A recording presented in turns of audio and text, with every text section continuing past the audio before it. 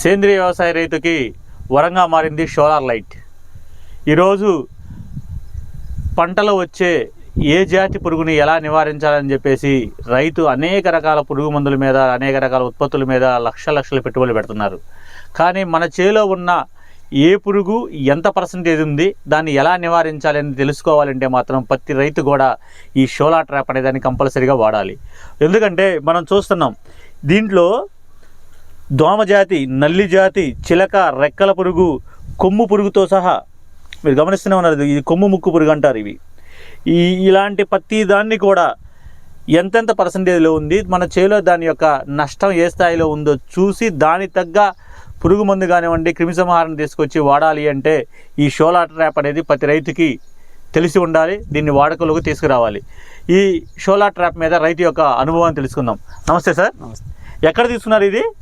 ఇది దాచేపల్లి అమృత అగ్రిటెక్ అని వాళ్ళు దాచేపల్లి అమృత అగ్రిటెక్ వాళ్ళ దగ్గర తీసుకున్నారు. ఓకే, ఎన్ని రోజులు అవుతుంది తీసుకొని? తీసుకొని 10 రోజులు అవుతుంది. 10 రోజులు అవుతుంది. ఓకే, దీని గురించి మీకు అవగాహన ఏంటి?